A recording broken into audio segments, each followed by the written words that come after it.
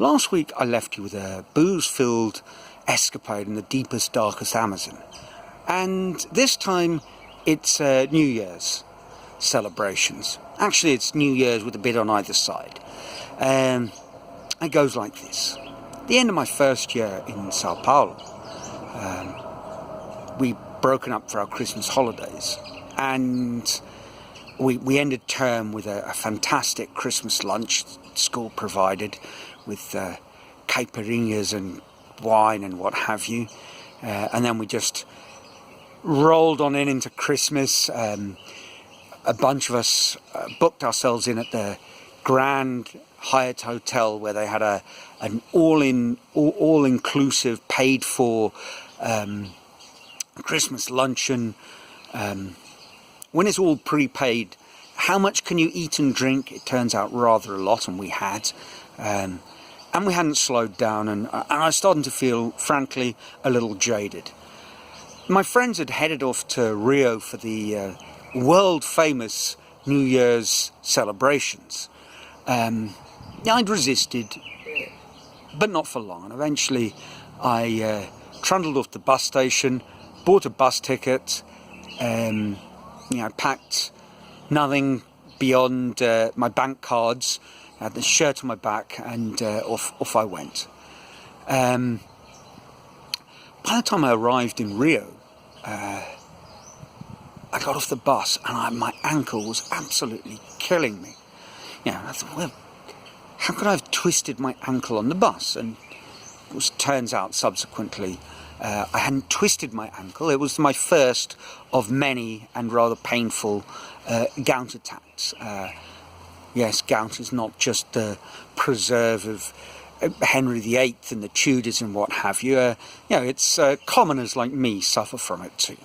Now, this wasn't good news, because I'd met up with my friends at one end of Copacabana Beach, and the restaurant we'd been booked into for our shoreside seat was the other end, and that wonderful golden sand of Copacabana, famous image, it really is 6 kilometres, and 6 kilometres on a gout-riddled ankle is by no means a good way to start your New Year's celebrations. But if I wasn't feeling too good, things got a lot worse for my friend James. And here's what had happened here. James had decided that now was the moment to pop the big question to his girlfriend Jackie. And the celebration, New Year's celebration in Rio, involves a tradition very much rooted in the candomblé faith. Everyone dresses in white. You've probably seen these pictures of these wonderful Brazilian women, these enormous flowing white skirts and white headgear, and the men wearing they get sandals and white trousers and a open white shirt, and everyone's dressed like that. And then you get to the beach, and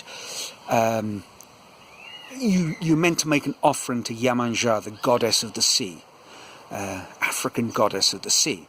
And you jump over 7 waves and then throw some flowers into the ocean and make a wish. And James and Jackie had done that, and when they got back to shore, James was hoping his wish would come true. He got down on one knee, picked out a little box, and opened it. Sparkly diamond ring. Will you marry me? Jackie thought about it. I have to say, she probably wasn't that sober at that point, but she thought about it and said, James, actually no, I don't fancy getting married. Not right now. No thanks. And he was absolutely, not devastated, enraged. A bit later on, we were in this large apartment that they'd rented. She was in the bathroom trying to ease some of the excesses of the booze and the dinner. He was banging on the door, swearing and cursing the very ground she walked on, and the toilet bowl she was throwing up into. It really wasn't a pretty sight. And you're possibly sitting there thinking, Neil, it seems a little spiteful telling this tale.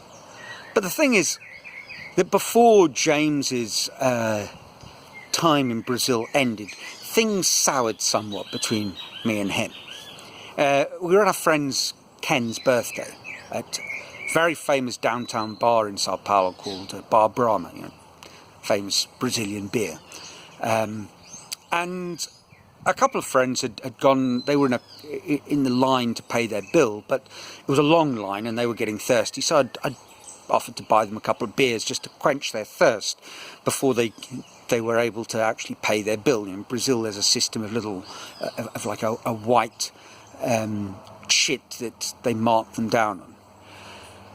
And so I did that, at which point James came out and started cursing me, sort of, you're buying them beers, you wouldn't, you've been tight-fisted, you haven't bought anyone beers all night. I said, what absolute rubbish, we've all been buying beers for each other, what are you on about? And he said, you're just typical of you. And I left, went outside, trying to avoid this barrage of nonsense. Sitting by now, Bill and Catherine had paid their bills, so I was sitting with them, finishing up our beers, and he came out and he was wagging his finger and shouting at me, and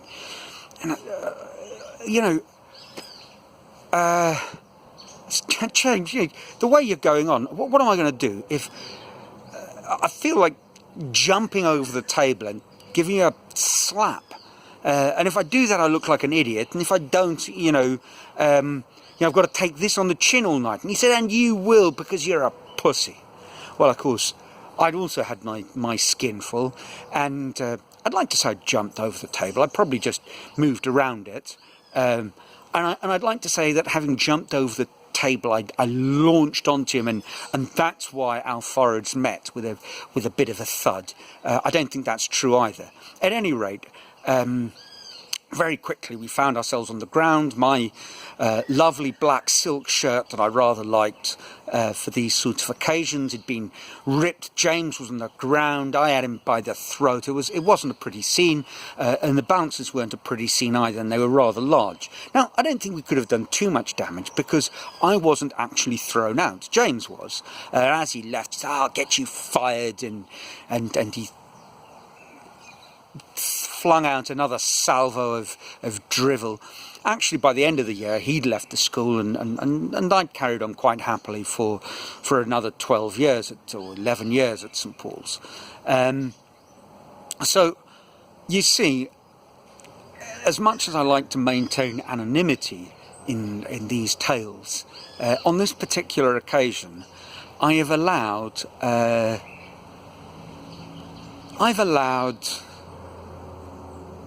a little bit of Schadenfreude to creep in, a little bit of amusement at the downfall of my once upon a time friend James. It certainly was a merry New Year's Eve celebration. I'd love to recommend the fireworks in Rio, well worth it, but probably best to avoid proposals and gowns. Anyway, until next time, let me know if you've got any tales of a similar nature. Once in a while, I think we deserve to have a bit of a chuckle, and if New Year's isn't the time to do it, then when is? Ciao.